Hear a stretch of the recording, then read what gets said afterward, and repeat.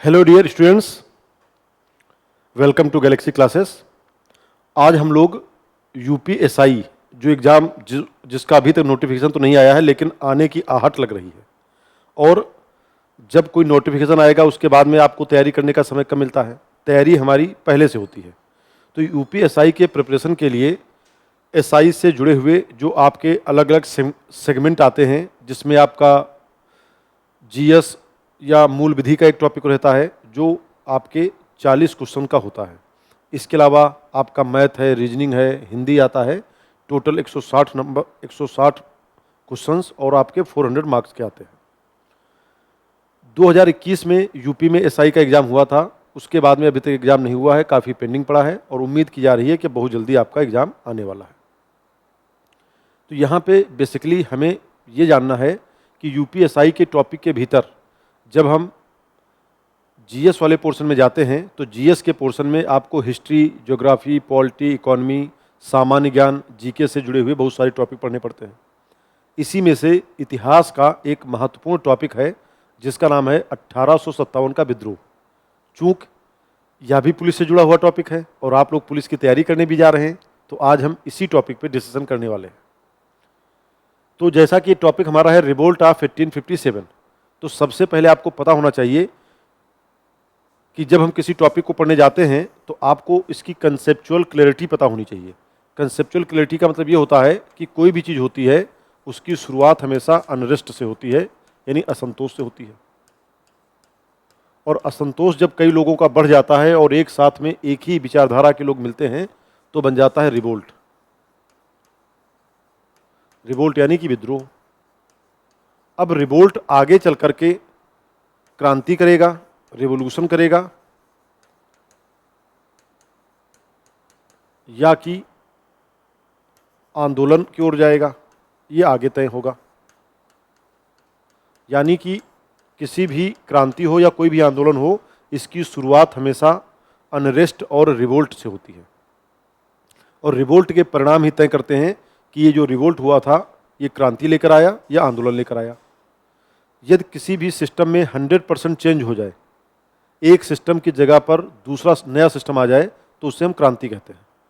जैसे आपने सुना होगा गांधी जी ने कहा भारत छोड़ो आंदोलन, अंग्रेजों भारत छोड़ो, यानी भारत से अंग्रेज जाएंगे, भारतीयों का शासन आएगा। तो यह क्या था? एक प्रकार से अगस्त रेवोल्यूशन, अगस्त क्रांति था। लेकिन जब Gandhi ji non cooperation movement की बात करते हैं, सिविल डिसोबीडियंस मूवमेंट की बात करते हैं, सविनय अवज्ञा आंदोलन की बात करते हैं, तो इसका मतलब क्या होता है? इसका मतलब ये है कि वो थोड़ा बहुत चेंजेस के साथ में ब्रिटिश शासन को स्वीकार कर रहे होते हैं, इसलिए वो आंदोलन होता है।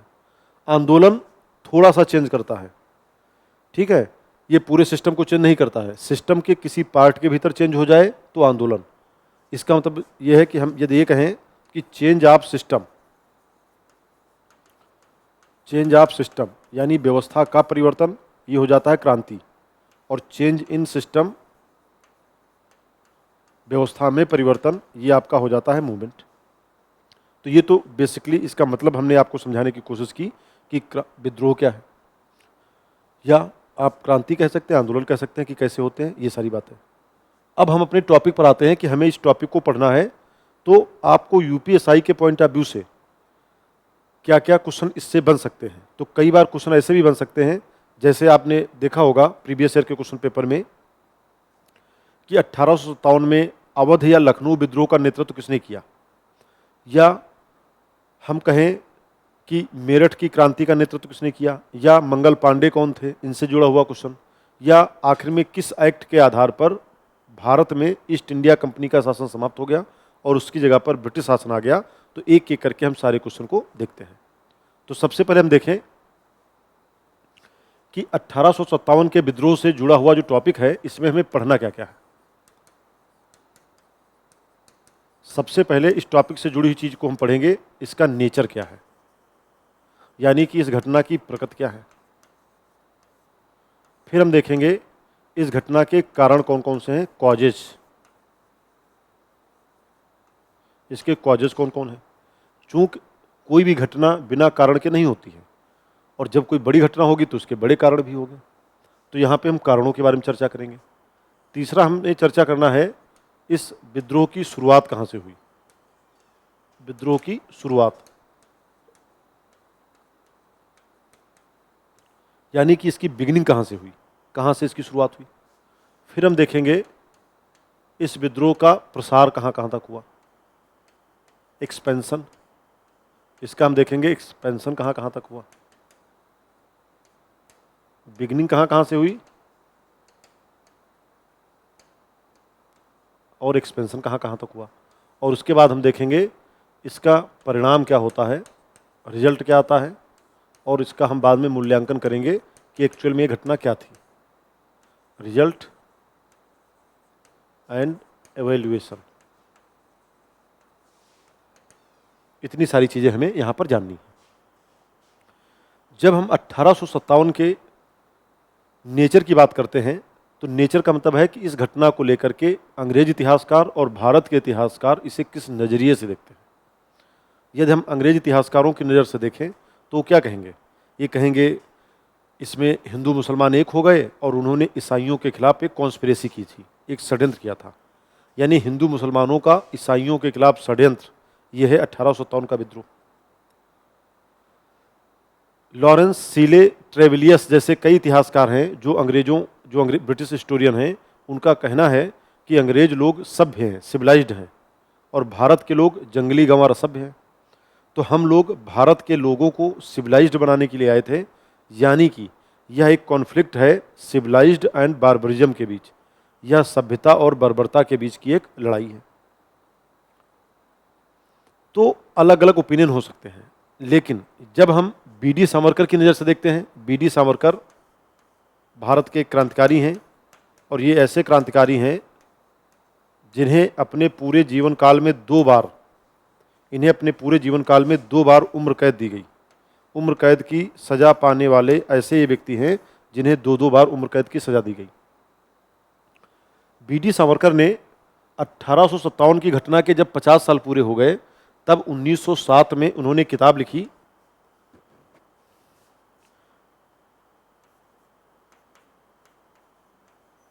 Indian independence. इस किताब का नाम है इंडियन वॉर ऑफ इंडिपेंडेंस।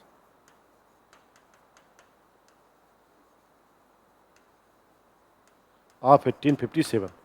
ये बुक आपके एग्जाम में बहुत इंपॉर्टेंट है, Indian war of independence of 1857, भारतीय स्वतंत्रता संघर्ष, स्वतंत्रता के लिए जो भारत का युद्ध है उसकी बात की जा रही थी। या इसको हम ये भी कह सकते हैं कि 1857 की लड़ाई में किस तरीके से ये लड़ाई जो हुई, ये सिर्फ लड़ाई नहीं थी, ये आज़ादी के लिए पहली बार सैनिकों के द्वारा लड़ाई लड़ी गई, और इस सैनिकों की लड़ाई में बहुत से राजे रजवाड़े और आम जनता ने भी इसका समर्थन किया था। तो ये इनको मानते हैं कि यह आज़ादी की लड़ाई के लिए लड़ा गया पहला बार है, और इसी में इन्होंने कहा कि ये फर्स्ट इंडियन, और इसी में इन्होंने कहा ये क्या है, फर्स्ट नेशनल वॉर है।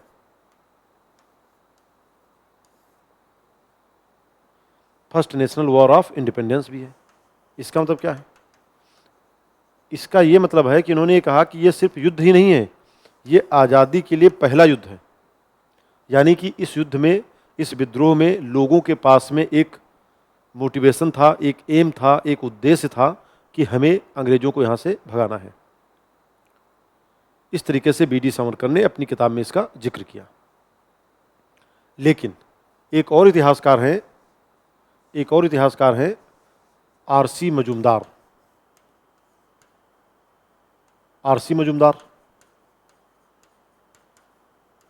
और एक व्यक्ति हैं अशोक मेहता। अशोक मेहता की बात करें, ये अशोक मेहता वो वाले अशोक मेहता नहीं है जो आपके पंचायती राज से जुड़े हुए। ये अशोक मेहता वो व्यक्ति हैं जिन्होंने कहा था कि ये सिर्फ एक विद्रोह नहीं है, यह एक ग्रेट रिवोल्ट है। ग्रेट यानी इसे एक महान विद्रोह कहना उचित होगा, यह एक महान विद्रोह है।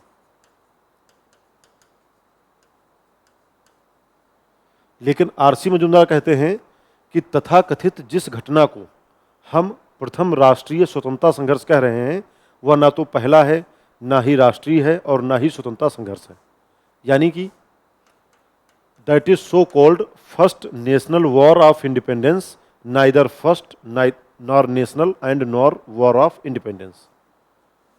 यानी जिसको बी.डी. सावरकर कह रहे हैं कि ये first national war of independence है,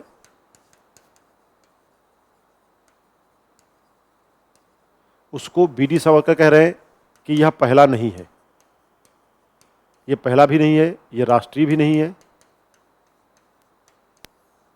और ना ही ये स्वतंत्रता संघर्ष है।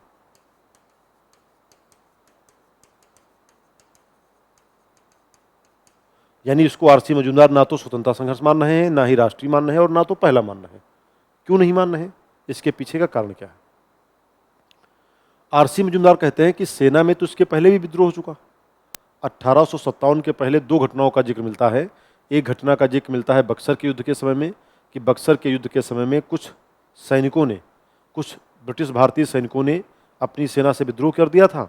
बाद में उन सैनिकों को मृत्युदंड दिया गया था और 36 भारतीय सैनिकों को तोप के सामने खड़ा करके उड़ा दिया गया था। दूसरा, कर्नाटक के वेलोर में ब्रिटिश सरकार के द्वारा, ब्रिटिश सेना के द्वारा एक आदेश जारी किया गया कि कोई भी सैनिक ना तो तिलक लगा सकता है और ना ही पगड़ी पहन सकता है। इस नियम का विरोध ब्राह्मण सैनिकों ने और सिख सैनिकों ने किया था। तो सेना में तो इसके पहले भी विद्रोह हो चुका है, तो इसको हम पहला क्यों कहें? बात कुछ हद तक सही भी है। राष्ट्रीय इसको इसलिए नहीं कहते हैं क्योंकि भारत उस समय तो खंड खंड टुकड़ों में बटा हुआ था। अलग अलग रियासतों के अलग अलग झंडे होते थे, अलग अलग संविधान होते थे, अलग अलग रियासतों के अपने नियम कानून अलग होते थे। तो उस समय भारत तो एक था ही नहीं, भारत एक राष्ट्र के तौर पर तो था ही नहीं। सभी लोग अपने अपने फायदे के लिए लड़ रहे थे। लक्ष्मीबाई देश के लिए लड़ रही थी या केवल झांसी के लिए? नाना साहब अपनी पेंशन के लिए लड़ रहे थे। अवध में बेगम हजरत महल अपने रियासत के लिए लड़ रही थी। इसका मतलब ये है कि अलग अलग जगहों पर लोगों के अपने रीजनल इंटरेस्ट थे, क्षेत्रीय हित थे, और ऐसी कंडीशन में इसको राष्ट्रीय कहा नहीं जा सकता है। और जब राष्ट्र ही नहीं था तो फिर एक ऐसा स्वतंत्रता संघर्ष? ये बात आर.सी. मजूमदार कहते हैं। तो बहरहाल था क्या? प्रकृत जब भी जाननी है तो प्रकृत का सिंपल सा अर्थ यह है कि जब मेरठ में विद्रोह हुआ तो मेरठ के सैनिकों ने, मेरठ में कब विद्रोह हुआ? मेरठ में विद्रोह हुआ था 10 मई 1857। ये डेट आप याद रखना, कई बार पूछा जाता है कि विद्रोह पहली बार एक साथ में सामूहिक कब हुआ? तो मेरठ में हुआ था 10 मई को। इसी को हम कहते हैं मेरठ की क्रांति। मेरठ में जब विद्रोह हुआ तो मेरठ उस समय उत्तर भारत की सबसे बड़ी, आप कह सकते हो कि सैन्य छावनी थी, मिलिट्री कैंट एरिया था, कैंटोनमेंट एरिया था। और इसमें जब सैनिकों ने सभी लोगों को, अपने सभी अंग्रेज अफसरों को मार दिया, तो इसके बाद में मेरठ के सैनिक दिल्ली गए और दिल्ली में जाकर बहादुर शाह जफर से कहा कि आप हमारा नेतृत्व करें। इसका अर्थ ये है कि कहीं न कहीं भारतीय सैनिकों ने फिर से मुगल शासन को स्थापित करने का एक असफल प्रयास किया। तो ये इसकी प्रकृति है। प्रकृति का मतलब यही है कि इस घटना को लेकर के अलग अलग लोग किस नज़रिए से देखते हैं। अब दूसरा हम देखेंगे 1857 के विद्रोह के कारण क्या क्या है, इसके कॉजेज क्या क्या हैं। और चूंकि जब ये एक बड़ी घटना है तो इसके कई कारण होंगे। पहले इसके कारण है सामाजिक एवं धार्मिक कारण।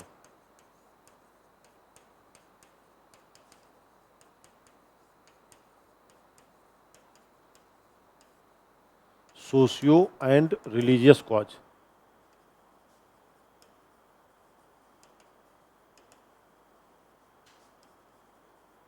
Socio and religious cause.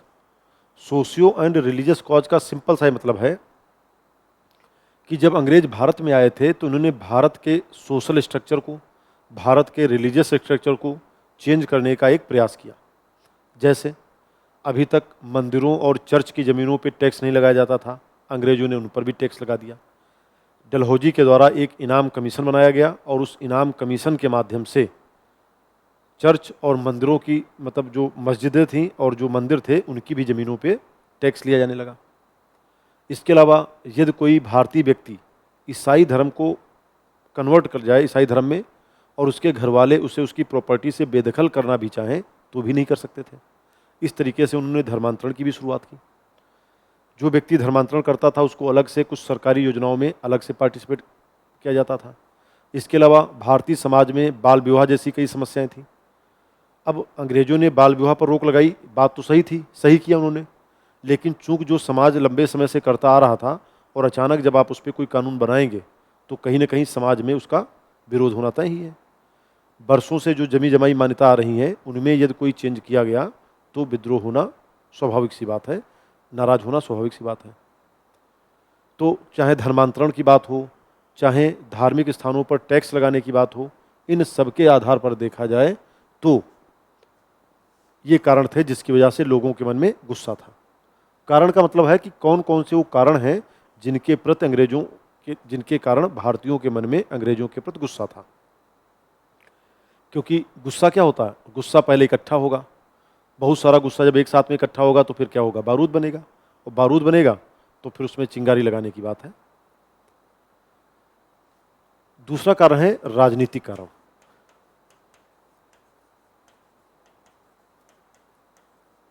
Political cause.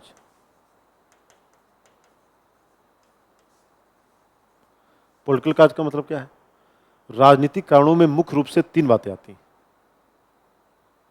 सबसे पहली बात है कि डलहौजी के द्वारा राजनीतिक कारणों में सबसे पहला कारण क्या है, doctrine of lapse.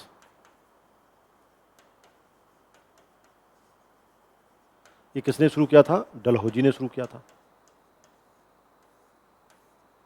Doctrine of lapse को ही हम कहते हैं गोद प्रथा की समाप्ति या गोद प्रथा का निषेध, दत्तक प्रथा का निषेध। यानी इसके पहले हमारे यहाँ पे हमेशा से परंपरा थी कि जब भी कोई राजा, उसका खुद का कोई अपना बेटा नहीं होता था या कोई ब्लड रिलेशन का व्यक्ति नहीं होता था, तो वह दूसरे के बच्चे को गोद लेकर उससे अपना उत्तराधिकारी बना सकता था। ये परंपरा भारत में बहुत पहले से चली आ रही थी।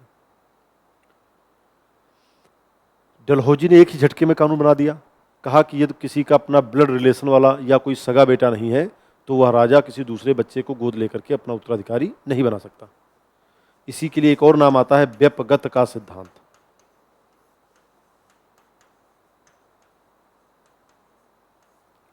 इसी को हम व्यपगत का सिद्धांत भी कहते हैं, व्यपगत का सिद्धांत भी कहते हैं। अल्टीमेटली देखा जाए तो डॉक्ट्राइन ऑफ लैप्स के आधार पर डलहौजी ने कई सारी रियासतों को, कई सारे प्रिंसली स्टेट्स को ब्रिटिश साम्राज्य में मिला लिया। जैसे कौन कौन सी? सतारा, जैतपुर, संभल, झांसी, बघाट, उदयपुर। ये तमाम रियासतों को जब ब्रिटिश साम्राज्य में मिला लिया गया तो जाहिर सी बात है कि जो इन रियासतों में रहने वाले लोग होंगे उनके मन में अंग्रेजों के प्रति गुस्सा होगी कि अंग्रेज कितने दुष्ट हैं, उन्होंने हमारे राजा की राजगद्दी छीन ली, इलाका छीन लिया। तो कहीं न कहीं लोगों की एक सिंपैथी भी तो अपने राजा के प्रति होती। तो इन लोगों के मन में कहीं न कहीं गुस्सा था। दूसरा कारण यहाँ पर क्या आता है? दूसरा कारण आता है कि बिठूर के पास, कानपुर के पास में बिठूर पड़ता है, बिठूर में नाना साहब की पेंशन रोक दी गई। नाना साहब अंतिम पेशवा बाजीराव सेकंड के गोद लिए गए बेटे थे, और बाजीराव सेकंड के जब ये गोद लिए गए बेटे थे तो यहाँ पर अंग्रेजों ने कहा कि डॉक्ट्राइन ऑफ लैप्स के तहत जो व्यक्ति किसी का गोद लिया गया है उसको हम उसका उत्तराधिकारी नहीं मानेंगे। नाना साहब की पेंशन रोक दी गई। तो जाहिर सी बात है नाना साहब के जो समर्थक होंगे उनके मन में गुस्सा आया, और गुस्सा आने की वजह से उन्होंने विद्रोह किया। तीसरा है अवध को कुशासन के आधार पर, यानी नाना साहब की पेंशन का मामला एक है, और तीसरा क्या है, अवध को कुशासन के आधार पर। कुशासन का मतलब क्या हुआ? मैल एडमिनिस्ट्रेशन या बैड एडमिनिस्ट्रेशन।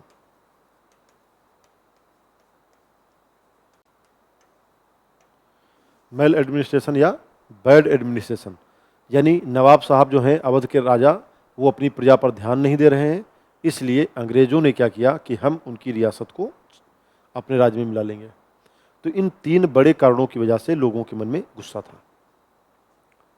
तो सामाजिक कारण हो गया, राजनीतिक कारण हो गया। तीसरा देखते हैं आर्थिक कारण, इकोनॉमिक कॉज।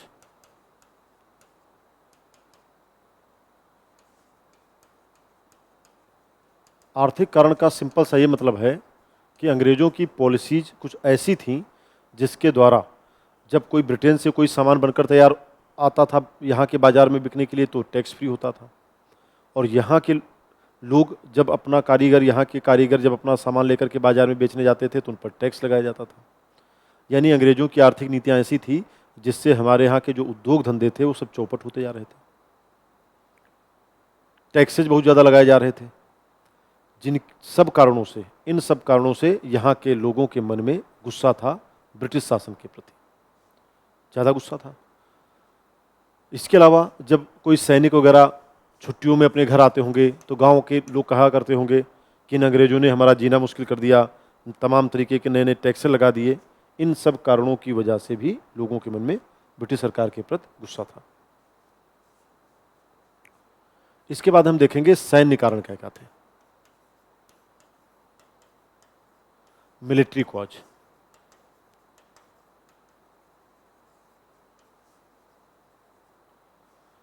सैन्य कारण का सिंपल सा ये मतलब है कि ब्रिटिश शासन काल में जो भारतीय सैनिक होते थे उनको सेना में ऊंचे पदों पर लाया ही नहीं जाता था। सैनिकों को सिर्फ हवलदार सूबेदार बना के छोड़ दिया जाता था, उनका कभी प्रमोशन नहीं होता था। कोई भी व्यक्ति कितना ही टैलेंटेड क्यों ना हो, वो सेना में ऊंची पोस्ट पर नहीं आ सकता था। तो यानी कि कहीं न कहीं भारतीय सैनिकों को सेना में बराबर के पदों पर नहीं रखा जाता था या बड़े पदों पर नहीं लाया जाता था। इसके अलावा भारतीय सैनिक और अंग्रेज सैनिकों की सैलरी में अंतर हुआ करता था। इसके अलावा अंग्रेज अफसरों के द्वारा भारतीय सैनिकों के साथ में रेशियल डिस्क्रिमिनेशन, प्रजातीय भेदभाव किया जाता था। इन सब कारणों से कहीं न कहीं सैनिकों के मन में गुस्सा था। और इसके अलावा जो सबसे बड़ी बात है कि अभी तक सैनिकों को पोस्ट ऑफिस के माध्यम से अपने घरों पर मुफ्त में चिट्ठियां भेजने का अधिकार मिला हुआ था, लेकिन डलहौजी के द्वारा एक पोस्ट ऑफिस एक्ट बनाया गया। पोस्ट ऑफिस एक्ट कब आया था? 1854 में।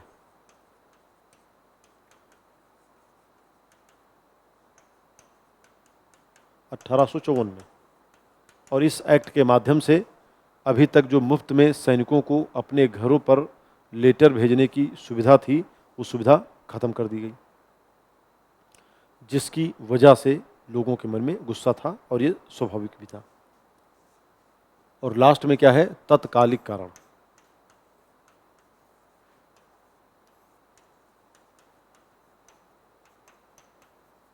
Immediate cause.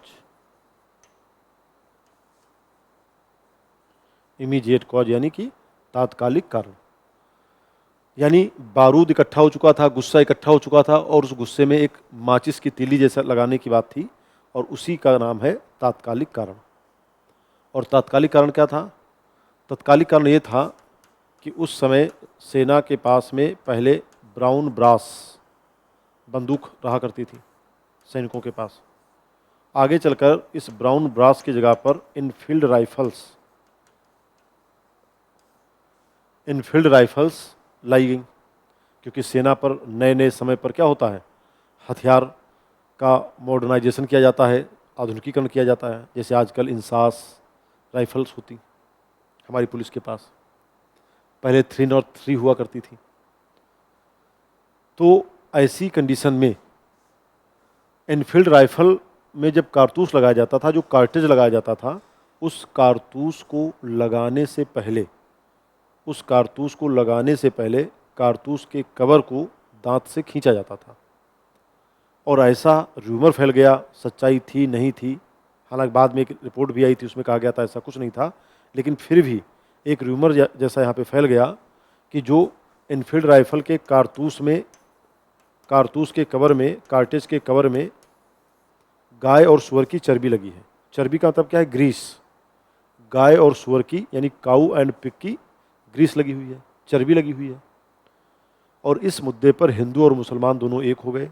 गाय हिंदुओं के लिए पवित्र है और सूअर मुसलमानों के लिए हराम है, जिसका कारण ये हुआ कि अब सैनिकों ने विद्रोह कर दिया। तो ये सब जितने भी हैं ये सारे कारण हैं, और इन कारणों में जो तात्कालिक कारण है वो यही है कि किस तरीके से बंदूक के कारतूस में जो लगा हुआ था उसको लेकर के विद्रोह शुरू हो गया। अब हम यहां से देखेंगे कि इसकी शुरुआत कैसे हुई। इसकी शुरुआत, बिगिनिंग कैसे हुई।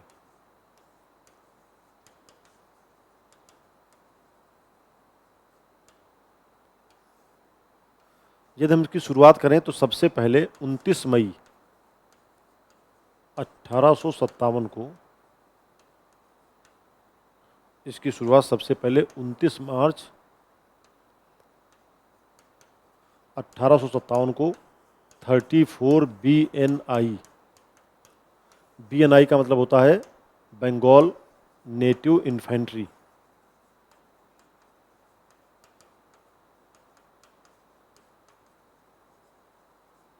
यानी कि बंगाल देसी टुकड़ी।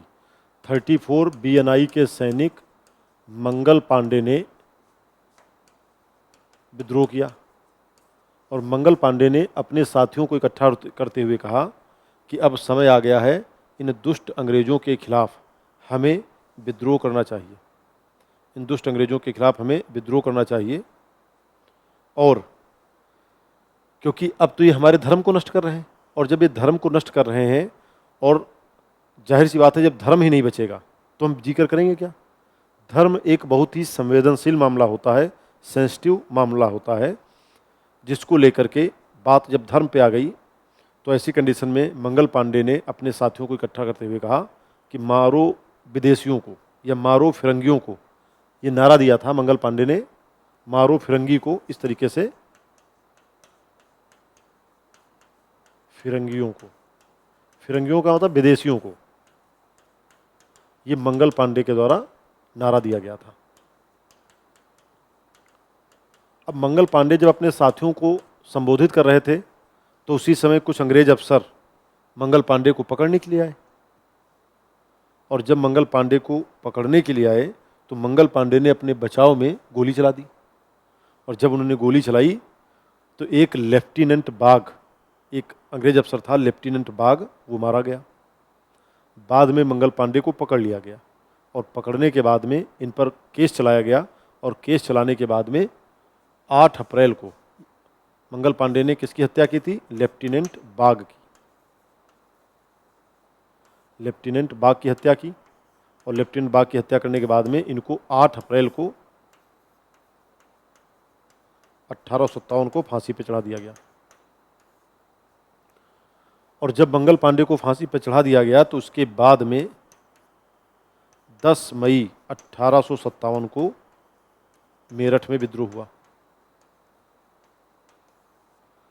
जब तक मंगल पांडे का स्पेशल क्वेश्चन नहीं पूछा जाएगा तब तक हम यही मानेंगे कि विद्रोह 10 मई को हुआ, क्योंकि वहाँ पर मंगल पांडे ने अकेले किया था, और यहाँ पे क्या है, पूरी एक बटालियन ने किया। तो विद्रोह की तिथि क्या मानी जाती है? 10 मई को। और जब मंगल पांडे की बात पूछेंगे तो 29 मई और 8 अप्रैल, ये 2 तारीखें याद करनी है कि 8 अप्रैल को इनको फांसी हुई थी। और मंगल पांडे यूपी के रहने वाले थे, यूपी के बलिया जिले के रहने वाले थे। आगे चलकर यदि हम देखें तो मंगल पांडे का बलिदान हुआ, इसके बाद में मेरठ के सैनिकों ने विद्रोह किया। मेरठ के सैनिकों ने मेरठ पर कब्जा करने के बाद में फिर ये दिल्ली पहुंच गए, और दिल्ली में जाकर इन्होंने दिल्ली पर कब्जा कर लिया। और उस समय दिल्ली के जो तत्कालीन मुगल बादशाह हुआ करते थे बहादुर शाह जफ़र, उनसे कहा कि आप हमारा नेतृत्व करो। बहादुर शाह जफ़र की उम्र बहुत ज़्यादा हो चुकी थी, इसलिए उन्होंने अपनी जगह पर एक सिविल सोसाइटी बना दी, और उस सिविल सोसाइटी के जो चेयरमैन बनाए गए वो थे खान बहादुर खान, जो बरेली के विद्रोही नेता हुआ करते थे। खान बहादुर खान या बख्त खान को सिविल सोसाइटी का अध्यक्ष बना दिया गया, और इस तरीके से दिल्ली का प्रशासन चलने लगा। अब हम देखेंगे इस विद्रोह का प्रसार कहाँ कहाँ तक हुआ। तो यहाँ तक की चीज़ें क्लियर हैं? ठीक है। यदि हम इसके प्रसार की बात देखें, एक्सपेंशन की बात देखें,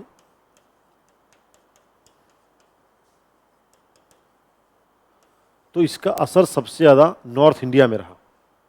उत्तर भारत में इसका असर सबसे ज़्यादा रहा। दक्षिण भारत में यह विद्रोह बिल्कुल शांत रहा। इस विद्रोह में पंजाब के इलाके की जो सिख सेना थी उसने अंग्रेज़ों का ही साथ दिया।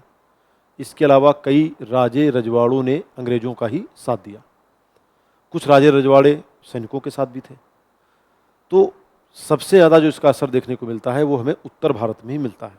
तो उत्तर भारत के कुछ प्रमुख शहरों में कहाँ कहाँ पे विद्रोह हुआ और उस विद्रोह के नेता कौन थे, ऐसे क्वेश्चन आते हैं। तो सबसे पहले यदि हम बात करें विद्रोह के केंद्र,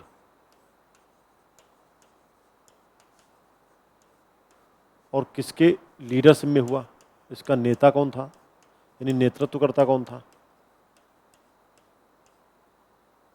लीडरशिप किसकी थी। तो सबसे पहले हम देखेंगे कानपुर।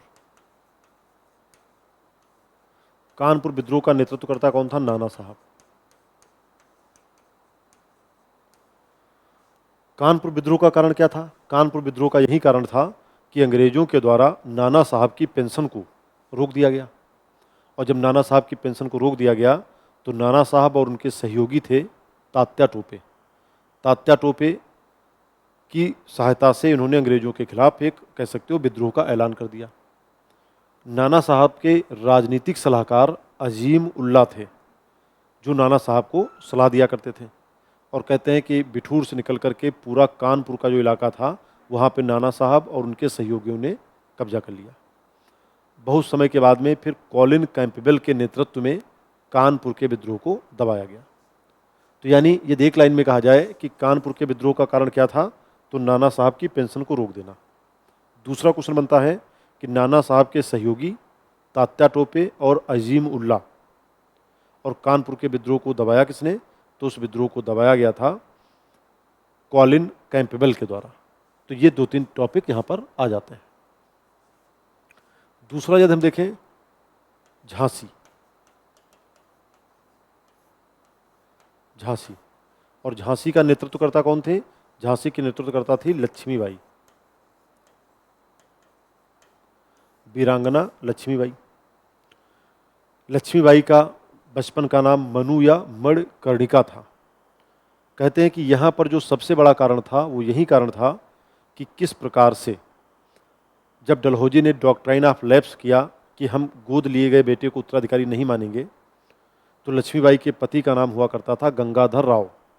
गंगाधर राव के गोद लिए गए बेटे थे दामोदर राव, और दामोदर राव जो थे, जब उनको राजगद्दी पे बिठाने की बात आई तो डलहौजी का आदेश आ गया कि अब झांसी रियासत को अंग्रेजी रियासत में मिला लिया जाएगा। ऐसी कंडीशन में लक्ष्मीबाई ने विद्रोह करने का निर्णय लिया। और उस समय लक्ष्मीबाई ने अपने राज्य में अलग अलग जगहों पर जा कर के, जो भी उनके पास में पुरुष सैनिक थे वो तो थे ही, इसके अलावा महिला सैनिकों का भी एक दस्ता बनाया गया, महिला सैनिकों की भी एक बटालियन बनाई गई। और इन्हीं लक्ष्मीबाई के साथ में इनकी एक सहयोगी हुआ करती थी झलकारी बाई। इनकी सहयोगी हुआ करती थी झलकारी बाई।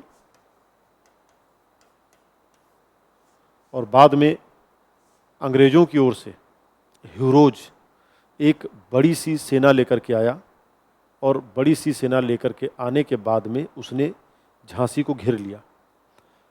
उस समय झांसी की रानी के पास में, कह सकते हो कि युद्ध में लड़ने के लिए उतना पर्याप्त संसाधन नहीं थे, इसलिए उन्होंने किले से निकलने का निर्णय लिया। और कहते हैं कि इनकी हमशक्ल जो झलकारी बाई थी वो कुछ सैनिकों के साथ में जाकर के अंग्रेज़ों से युद्ध लड़ने के लिए चली गई, और रानी तब तक पिछले गेट से निकल करके वहाँ से निकलकर कालपी में आ गई। कालपी में ब्रिटिश सेना और लक्ष्मीबाई की सेना के बीच में एक युद्ध हुआ।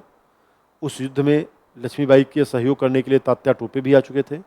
बाद में लक्ष्मीबाई ग्वालियर चली गई, और ग्वालियर में फिर से एक युद्ध हुआ, और उसी युद्ध में लक्ष्मीबाई वीरगति को प्राप्त हुई। लक्ष्मीबाई की समाधि ग्वालियर में आज भी बनी हुई है। अब देखा जाए तो ये भले ही झांसी की थी, लेकिन इन्होंने अंग्रेज़ों के खिलाफ जो युद्ध लड़े वो एक कालपी में लड़ा और दूसरा ग्वालियर में लड़ा। और लक्ष्मीबाई जो है युद्ध में वीर गति को प्राप्त हुई। इनकी समाधि जहाँ पे ग्वालियर में बनी हुई है, उसी समाधि के पास एक हिंदी की कवयित्री रही हैं सुभद्रा कुमारी चौहान। उन्होंने लक्ष्मीबाई को श्रद्धांजलि अर्पित करते हुए एक कविता लिखी थी कि इस समाधि में छिपी हुई है एक राख की ढेरी, जलकर जिसने स्वतंत्रता की दिव्य आरती फेरी। बुंदेले हर बोलों के मुंह हमने सुनी कहानी थी, खूब लड़ी मर्दानी वो तो झांसी वाली रानी थी। इस तरीके से आप कह सकते हो। और हिरोज ने खुद अपनी किताब में इस बात का जिक्र किया है कि लक्ष्मीबाई जो है युद्ध में बेहतर लड़ने वाली एक कुशल योद्धा के तौर पर जानी जाती है। तो लक्ष्मीबाई के साहस को आप देखिए, जहाँ पे पूरे देश में अंग्रेज बिखरे हुए हों, वहाँ पर एक छोटी सी रियासत की महारानी अंग्रेजों के सामने घुटने टेकने के तैयार नहीं है। ये इनके साहस, इनके अदम्य साहस और शौर्य को दर्शाता है। अभी कुछ समय पहले झांसी के रेलवे स्टेशन का नाम बदल करके वीरांगना लक्ष्मीबाई कर दिया गया, ताकि आने वाली पीढ़ियों को पता रहे।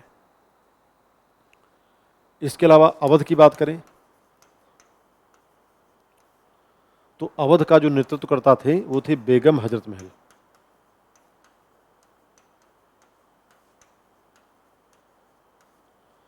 अवध को अंग्रेजों ने कुशासन के आधार पर छीन लिया था। और यहीं पर लखनऊ में एक रेजिडेंसी में अंग्रेजों का अपना ऑफिशियल केंद्र भी बना दिया गया। अवध को एक कमिश्नरी क्षेत्र भी घोषित कर दिया गया। अवध के अंतिम नवाब वाजिद अली शाह थे। वाजिद अली शाह की जो विधवा थी, विडो थी बेगम, जिनका नाम था हजरत महल, इन्होंने अपने कुछ समर्थकों के साथ में एक सेना तैयार की और सेना तैयार करने के बाद में इन्होंने रेजिडेंसी को घेर लिया। आज भी आप कभी लखनऊ की रेजिडेंसी में जाएंगे तो वहाँ की दीवारों पर बहुत सारे गोले तोपों के निशान हमें मिलते हैं। और जब रेजिडेंसी को घेर लिया गया तो रेजिडेंसी को घेरने की वजह से वहाँ पर एक युद्ध हुआ और उस युद्ध में अंग्रेजों को हरा करके उस समय जो अवध के पहले कमिश्नर थे हेनरी लॉरेंस, यहाँ पर एक क्वेश्चन भी बनता है कि जब अंग्रेजों ने अवध को छीन लिया था तो अवध को एक कमिश्नरी क्षेत्र बना दिया गया था, और जब इसे कमिश्नरी क्षेत्र बनाया गया तो हेनरी लॉरेंस इसके पहले कमिश्नर बने थे। और रेजिडेंसी के युद्ध में हेनरी लॉरेंस की हत्या हो गई। इसके बाद में अवध की विद्रोही सेना ने अधिकार कर लिया।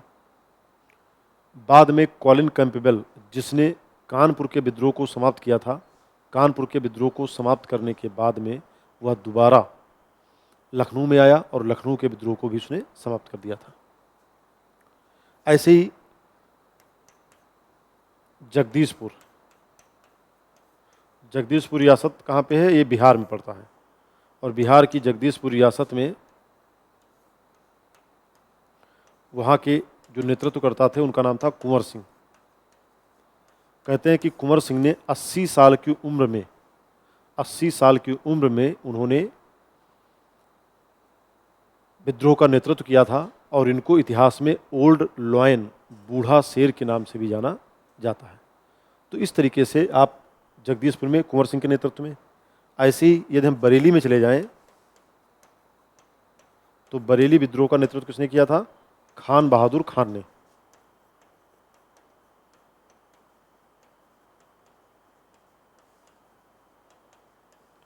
खान बहादुर खान ने बरेली विद्रोह का नेतृत्व किया था। इसके अलावा कुछ और छोटी मोटी जगहों के पूछ लिए जाते हैं कभी कभी, जैसे प्रयागराज या इलाहाबाद में नेतृत्व लियाकत अली ने किया था, लियाकत अली खान ने किया था। अयोध्या में मौलवी अहमदुल्ला ने किया था। तो इस तरीके से कई छोटे छोटे जगहों के नाम आ जाते हैं। तो ये सब विद्रोह के प्रमुख केंद्र थे और विद्रोह के प्रमुख केंद्र को किस तरीके से दबाया गया था इसके बारे में बात करते हैं। अब हम देखेंगे इसका परिणाम क्या रहा। परिणाम, तो इसके परिणाम की यदि हम बात करें तो 1857 का विद्रोह पूरी तरह से क्या हुआ? असफल रहा। असफल क्यों रहा? असफल इस तरीके से रहा कि यहाँ पर मेन उद्देश्य हमारा क्या था? अंग्रेजों को यहाँ से बाहर भेजना, अंग्रेजों को भेजना यहाँ से बाहर। अंग्रेज़ों से अपने आप को आज़ाद करा लेना।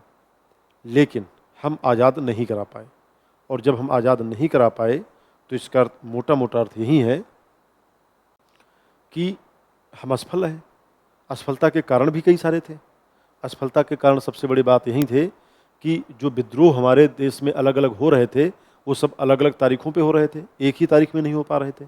और जब एक ही तारीख में नहीं हो रहे थे तो आज अंग्रेज़ों ने लखनऊ का विद्रोह समाप्त किया, परसों कानपुर का समाप्त किया, यानी अलग अलग जगहों पर अंग्रेज जा सकते थे। अंग्रेज़ों के पास में संसाधन ज़्यादा थे, उनके पास में टेलीग्राफ का तार भी था, रेलवे भी थी उनके पास में थी, संचार के साधन भी उनके पास में थे। अंग्रेज़ों को अपनी बात एक जगह से दूसरी जगह पे पहुंचाने के लिए टेलीग्राफ का सहारा ले लेते थे। तो कुल मिलाकर यह देखा जाए तो संसाधन हमारे पास कम थे। हमारे पास में 1857 के विद्रोह का कोई एक लीडर नहीं था। यदि सारे लोग एक ही लीडर के नीचे, एक ही झंडे के नीचे खड़े होते, कॉमन इंटरेस्ट होता, सबका एक कोई उद्देश्य होता, वो भी नहीं था, क्योंकि अलग अलग जगहों की समस्याएं अलग अलग थीं। तो अलग अलग जगहों के अलग अलग इंटरेस्ट थे। युद्ध में, इस विद्रोह में कोई एक कॉमन लीडर नहीं था, एक कोई सर्वमान्य नेता नहीं था। अलग अलग जगहों पर अलग अलग डेट में विद्रोह होना, इन सब कारणों की वजह से ये विद्रोह असफल रहा। लेकिन ये पूरी तरह से असफल नहीं रहा। ये पूरी तरह से असफल नहीं रहा यदि हम इसके मूल्यांकन की ओर जाएं, इवेल्युएशन की ओर जाएं,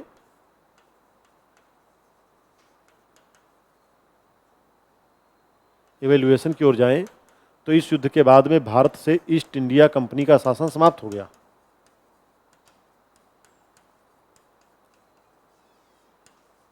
ईस्ट इंडिया कंपनी का शासन समाप्त हो गया और अब भारत पर डायरेक्ट कंट्रोल किसका हो गया? ब्रिटिश क्राउन का। ब्रिटिश क्राउन यानी कि ब्रिटिश महारानी का। ब्रिटिश महारानी का अब भारत पर डायरेक्ट कंट्रोल हो गया। और इसके लिए 1 नवंबर 1858 को, 1 नवंबर 1858 को विक्टोरिया डिक्लेरेशन,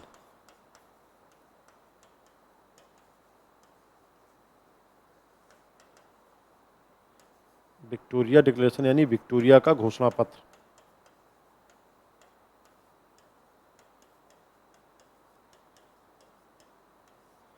विक्टोरिया का घोषणा पत्र प्रयागराज में पढ़ा गया।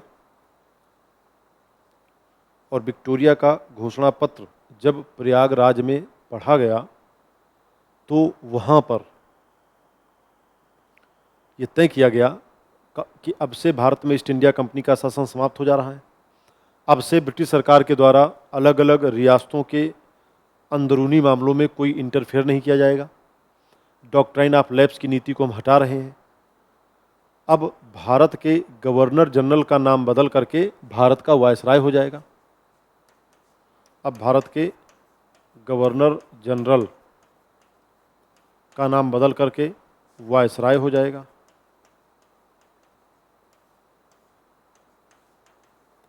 और इसी आधार पर भारत के पहले वायसराय कौन बनाए गए थे? Lord Canning. लॉर्ड कैनिंग को भारत का पहला वायसराय भी बनाया गया।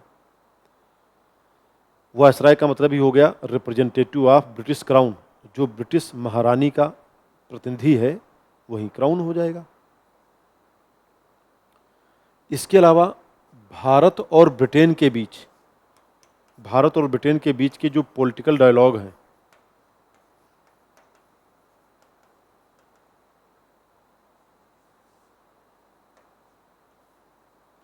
भारत और ब्रिटेन के बीच के राजनीतिक वार्ता के लिए, राजनीतिक वार्ता के लिए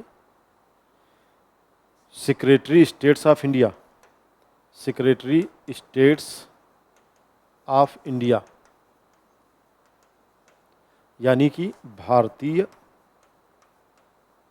राज्य सचिव के पद का भी प्रावधान किया गया। और जो ये भारतीय राज्य सचिव था, इसकी हैसियत ब्रिटेन के पार्लियामेंट में एक प्रकार से कैबिनेट मंत्री के बराबर थी। और यहीं पर क्वेश्चन आपका बनेगा कि पहला भारतीय राज्य सचिव कौन था? तो पहला भारतीय राज्य सचिव था सर स्टैनले। और पहले वायसराय कौन थे? पहले वायसराय थे लॉर्ड कैनिंग। और इसी के साथ साथ में ब्रिटिश संसद के द्वारा Indian government of India act 1858 लाया गया, यानी भारत सरकार अधिनियम 1858 लाया गया। और इस 1858 के आधार पर ये तय किया गया कि अब से ईस्ट इंडिया कंपनी का शासन समाप्त किया जाता है। तो इस प्रकार से देखा जाए तो भले ही 1857 के माध्यम से जब विद्रोह हुआ और उस विद्रोह में हम पूरी तरह से सफल नहीं हो पाए, फिर भी इसके जो प्रभाव थे वो बहुत लंबे समय तक रहे। अब अंग्रेज़ों के मन में ये डर हमेशा से रहा कि किसी तरीके से यदि भारत के लोग एकजुट हो गए तो यहाँ पर शासन करना बहुत ही मुश्किल हो जाएगा। और इसी बात को ध्यान में रख कर के अंग्रेज़ों के द्वारा आगे चलकर डिवाइड एंड रूल की पॉलिसी अपनाई गई, बांटो और राज करो की नीति अपनाई गई, जिससे वो नहीं चाहते थे कि भारतीय समाज में कभी एकता आए। तो कुल मिलाकर ये जो हमारा टॉपिक रहा 1857 का विद्रोह, इस टॉपिक का सिर्फ इतना उद्देश्य था कि ये टॉपिक आपके यूपीएसआई के लिए तो इम्पोर्टेंट है ही, और इससे जुड़े हुए कई बार आपके क्वेश्चन पूछ लिए जाते हैं। तो उम्मीद करते हैं ये टॉपिक आपको समझ में आया होगा और भविष्य में आप जो है आप यूपीएसआई की बेहतर तरीके से तैयारी करें, और तैयारी करने के साथ ही साथ जो भी हिस्ट्री के जुड़े हुए जो इम्पोर्टेंट टॉपिक्स होंगे उन सारे टॉपिक्स को एक एक करके डिस्कशन किया जाएगा। और आप लोगों को अग्रिम शुभकामनाएं यूपीएसआई के लिए। जब यूपीएसआई का नोटिफिकेशन आएगा तो उसके बाद तो आपकी तैयारी होगी, इसके पहले से जो आप तैयारी करेंगे वही तैयारी आपके काम आएगी। धन्यवाद। Thank you.